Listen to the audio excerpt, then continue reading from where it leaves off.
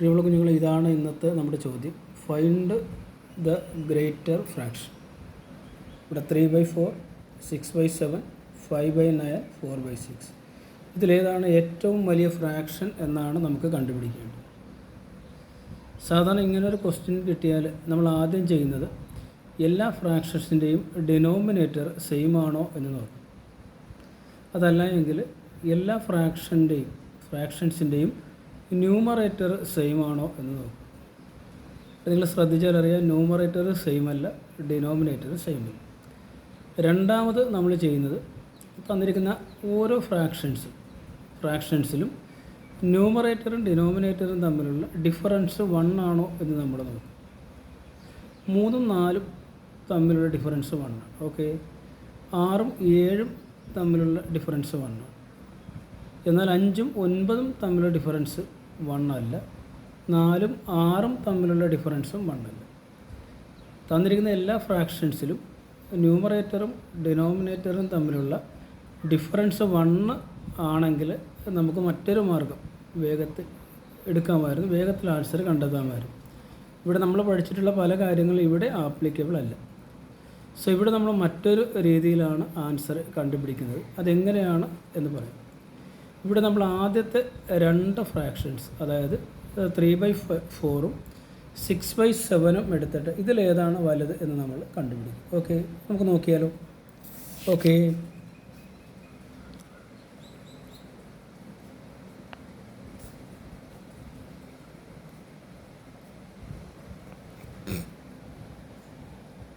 ഇവിടെ 3/4ഉം 6/7ഉം എടുത്തു.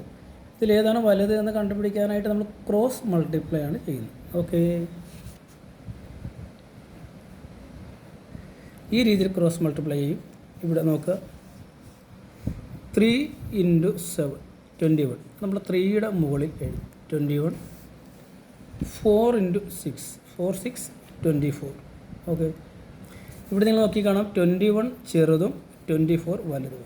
സോ ഈ 2 ഫ്രാക്ഷൻസിൽ ഇതായിരിക്കും വലിയ ഫ്രാക്ഷൻസ്. ഓക്കെ, അപ്പോൾ ഇത് ചെറുതല്ല, ഇത് നമുക്ക് വേണ്ട. ഓക്കെ, നമ്മളിനി 6/7 എടുത്തു. 6/7 ഇതാണല്ലോ വലിയ ഫ്രാക്ഷൻ. ഇവിടെ ഓൾറെഡി നമ്മൾ 2 എണ്ണം എടുത്തു. അതിൽ 3/4 ചെറുതാണെന്ന് കണ്ടോ, നമ്മൾ വിട്ടു.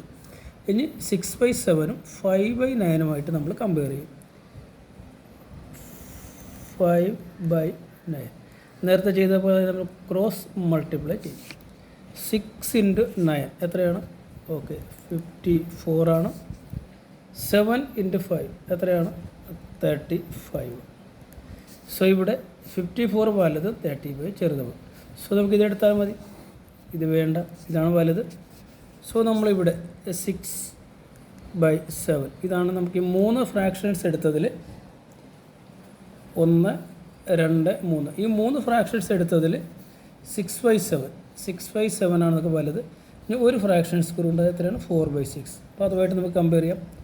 4/6 ഒന്ന് ക്രോസ് മൾട്ടിപ്ലൈ ചെയ്തേ. 6 × 6 36. ഇതേപോലെ തന്നെ എഴുതണം കേട്ടോ. 7 × 4 28. ഇവിടെ ഏതാണ് വലുത്? 36 ആണോ വലുത്? 28 ആണോ? യെസ്, 36 ആണ് വലുത്. സോ അപ്പോൾ നമ്മുടെ വലിയ ഫ്രാക്ഷൻ ഏതാണ്? 6/7. 6/7 ആണ് വലിയ ഫ്രാക്ഷൻ. ഇവിടെ ഏതാണ്? ഓക്കെ, 6/7 നമ്മുടെ ആൻസർ. ഓക്കെ, ഇനി ഇതേ ആൻസർ തന്നെ നമുക്ക് മറ്റൊരു രീതിയിലും കണ്ടുപിടിക്കാം. നമ്മളിപ്പോൾ കിട്ടിയില്ലേ, ഇതേ ആൻസർ മറ്റൊരു രീതിയിൽ ചെയ്താലും അതിന് നമ്മൾ ചെയ്യുന്നത്, നമ്മൾ ഈ തന്നിരിക്കുന്ന 3യുടെ കൂടെ 3 കണ്ടോ, ഇവിടെ നമ്മൾ ഒരു 0 ഇട്ട് കൊടുക്കും. ഓക്കെ, 6ൻ്റെ കൂടെയും ഒരു 0 ഇട്ട് കൊടുക്കും. ഓക്കെ, 5ൻ്റെ കൂടെയും ഒരു 0 ഇട്ട് കൊടുക്കും. 4ൻ്റെ കൂടെയും ഒരു 0 ഇട്ട് കൊടുക്കും. ഓക്കെ, ഇനി നമ്മൾ 30, ആദ്യത്തെ 30/4 ഇപ്പോൾ കിട്ടിയല്ലോ, 30. ഓക്കെ, /4 ഡിവൈഡ് ചെയ്താലോ നമുക്ക് ആൻസർ 7 കിട്ടും അല്ലേ. റിമൈൻഡർ നമ്മൾ നോക്കുന്നില്ല, നമുക്ക് റൗണ്ട് ചെയ്ത് 7 കിട്ടും. പിന്നെ 28 2 റിമൈൻഡറൊക്കെ വരും. നമുക്ക് 7 വരും. ഓക്കെ, 7 കിട്ടി എന്നൊക്കെ ഇങ്ങനെ നമുക്ക് ഇടാം. അടുത്ത എന്താണ്? 60/7 അല്ലേ. നമ്മൾ 60 60/7 7 നമ്മൾ നേരത്തെ ചെയ്തു. നമ്മൾ 30യെ 4 കൊണ്ട് ഡിവൈഡ് ചെയ്തു, നമുക്ക് ആൻസർ 7 കിട്ടി. അടുത്തത് 60/7 എത്ര കിട്ടും? 8 അല്ലേ? 7, 8, 56. 8 ആണ് നമുക്ക് കിട്ടുക. ഇവിടെയും നമ്മൾ റിമൈൻഡർ എടുക്കുന്നില്ല. ഇനി മൂന്നാമത്തെ ഏതാണ്? 40/6 അല്ലേ? 40/6 ഏതാണ്?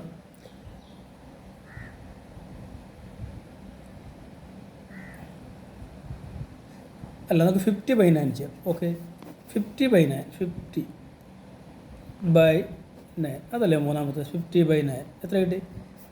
59 കൊണ്ട് ഡിവൈഡ് ചെയ്താൽ എത്ര കിട്ടും? 45 അല്ലേ? 45 അല്ലേ കിട്ടുന്നത്? 45 അല്ലേ കിട്ടുന്നത്? അപ്പോൾ 9 എത്രയാണ്? 9 5 45 അല്ലേ? 9 × 5 45. 5 ആണ് ഇവിടെ, നമുക്ക് 5 ആണ് കിട്ടുന്നത്. ഓക്കെ, ഇനി ഒരെണ്ണം കൂടെ ഉണ്ടല്ലോ, അത് എത്രയാണ്? 40/6 ആണ് ലാസ്റ്റ് വൺ.